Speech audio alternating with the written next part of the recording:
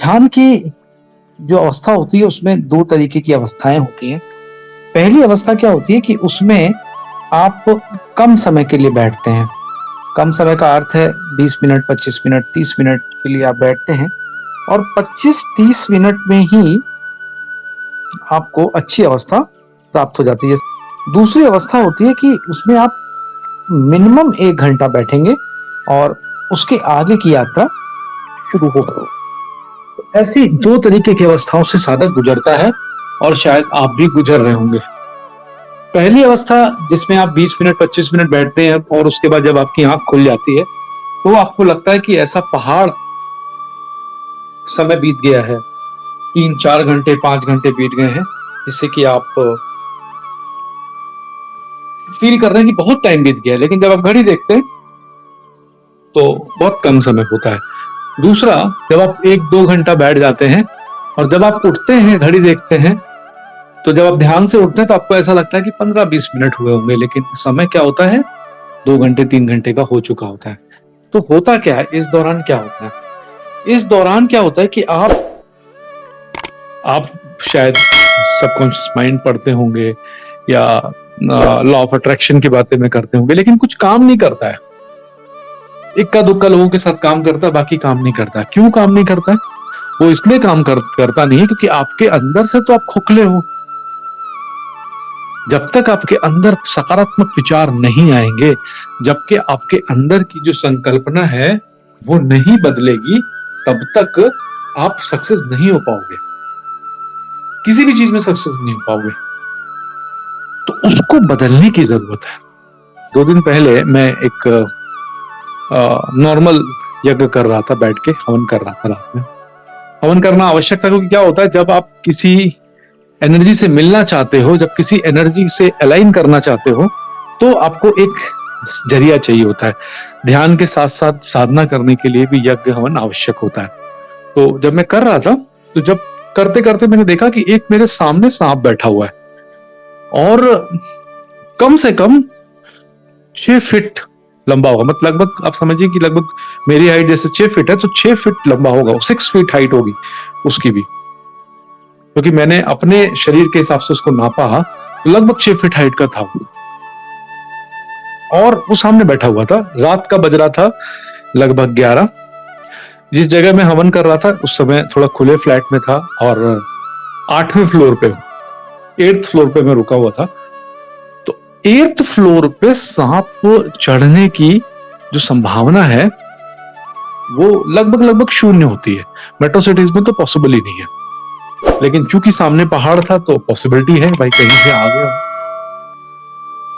और जब आप सोचिए, जब आप यज्ञ कर रहे हो या जब आप हवन कर रहे हो और हवन करते करते करते आपके सामने कोई सर्प आके बैठ जाए तो आप क्या करोगे? उठ के भाग खड़े होगे या फिर भगाने का प्रयास करोगे? मैंने सिर्फ उसको इग्नोर किया। मैंने उसको सिर्फ इग्नोर किया, ना उसकी आंखों में देखने का प्रयास किया, ना उसको फील करने का प्रयास किया, सिर्फ इग्नोर किया, अपना कार्य करता रहा। और आप यकीन नहीं मानेंगे कि वो थोड़ी देर 5 मिनट बैठा रहा, उसके बाद वो गायब हो गया।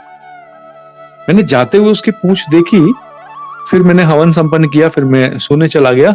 सुबह में मैंने चेक किया तो जिस बालकनी में मैं कर रहा था वहां पे कहीं जगह ही नहीं थी उसके आने की, कोई छेद नहीं था। मतलब जो जाल लगा हुआ है वो भी बहुत बारीक जाल है।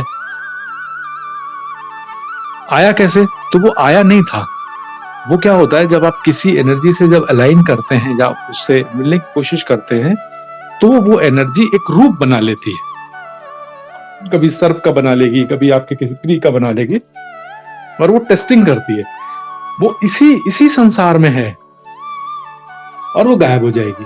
जब आप ध्यान के दौरान साधना करेंगे ना, जब या ध्यान में आगे बढ़ेंगे तो ऐसी बहुत चीजें आपके साथ होंगी।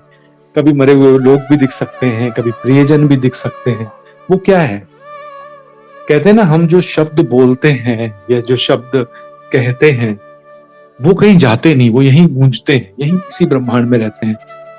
इसी प्रकार आप जो भी कर्म करते हैं, जो क्रियाकलाप करते हैं, वो सब आपके आसपास ही रहते हैं, वो कहीं यहां से दूर नहीं जाते, वो यहीं रहते हैं, इसी इसी ब्रह्मांड में रहते हैं।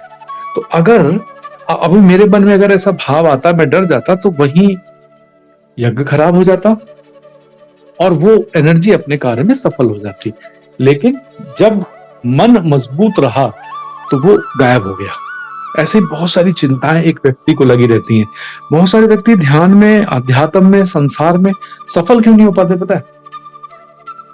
उनके मन में ना बहुत बहुत कंफ्यूजन्स होते हैं। ऐसा होगा, वैसा होगा, ये नहीं होगा, वो होगा। तर्क होता है, किंतु परंतु होते हैं।